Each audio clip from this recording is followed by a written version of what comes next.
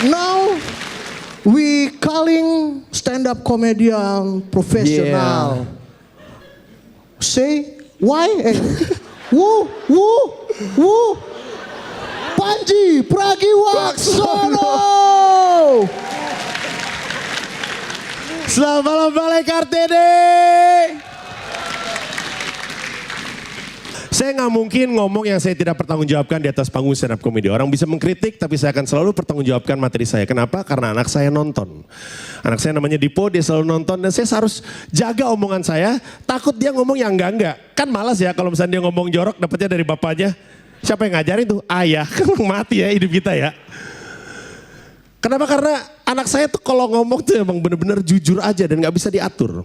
Ambil contoh, saya punya yayasan, namanya Yayasan Pita Kuning Anak Indonesia. Yayasan ini membantu adik-adik pasien kanker tidak mampu di Indonesia. Di situ saya sebagai pembina.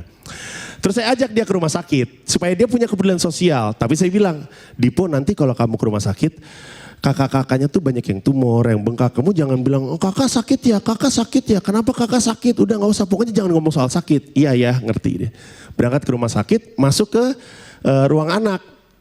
Ketemu sama pasien-pasien yang lagi sakit kanker, yang kena kanker. Orang tuanya datang, ini anaknya Kak Panji ya. Kamu namanya siapa? Dipo bilang, nama aku Dipo, tapi aku sehat.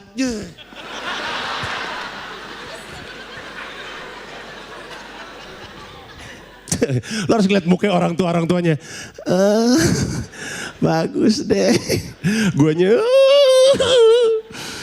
Karena anak-anak itu ngedidiknya tuh mesti bener. Saya tuh terus terang resah. Yang lebih berbahaya dari guru yang buruk adalah guru yang salah. Oke, guru yang buruk berarti nggak bisa ngajar, bahaya. Guru yang salah ngajarnya bener, bagus bahkan. Tapi yang diajarin salah, bahaya dong. Saya punya keresahan ini karena istri saya itu dulu waktu kecil itu ketemu guru yang salah. Dia nanya, dia tuh tipe, tahu gak sih kalau di kelas tuh selalu ada, siapa yang mau nanya? Terus selalu ada aja yang dia mulu yang nanya, tahu kan? Nah saya sebel tuh sama makhluk kayak gitu, karma nikah sama yang begituan. Dia waktu SD nanya sama gurunya kenapa laba-laba kakinya 8. Tahu gak jawabannya gurunya? Karena Allah maunya gitu. Jawaban macam apa itu?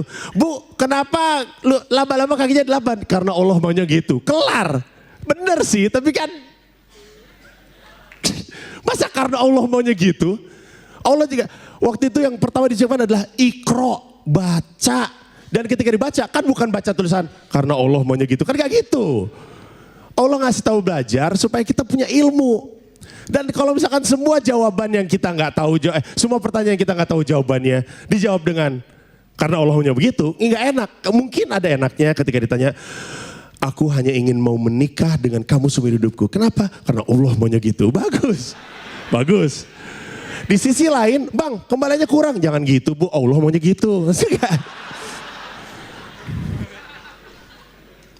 Kenapa Uus kesurupan lumba-lumba?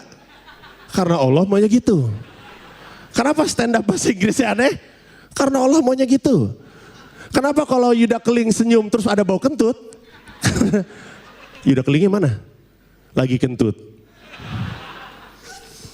Tapi yang kayak gitu-gitu meresahkan sebenarnya kalau kita pikir-pikir. Orang yang logikanya nggak dipakai karena begitu percaya dengan agama, agama juga kan pengen kita berpikir gitu. Itu jatuhnya berbahaya. Di bulan Ramadan kita suka ngeliat warung digerebek. Ada yang suka ngeliat warung digerebek sama ormas-ormas yang suka ngegerebek warung. Kan kasihan. Yang lagi nggak puasa pasti punya alasan kenapa dia nggak puasa. Mungkin lagi sakit, mungkin lagi datang bulan. Tapi itu meresahkan sekali. Padahal persatuan adalah salah satu hal yang sangat penting di Indonesia. Dan stand up comedy setelah dibuktikan oleh orang-orang seperti David dan Abdur adalah kesenian yang mampu membawa persatuan. Saya sendiri pernah punya pengalaman yang berkaitan dengan itu.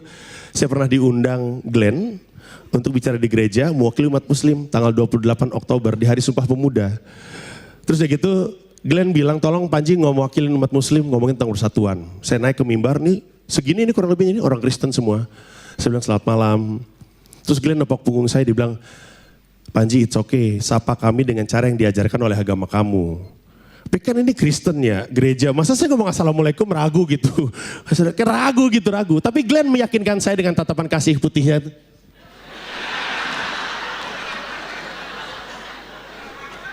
Oke. Saya bilang assalamualaikum warahmatullahi wabarakatuh. Satu gereja membalas waalaikumsalam warahmatullahi wabarakatuh. Di situ saya percaya persatuan antar agama sangat mungkin terjadi di Indonesia.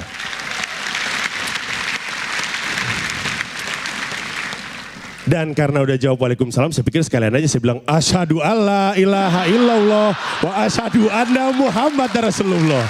Terima kasih semuanya, selamat malam, thank you.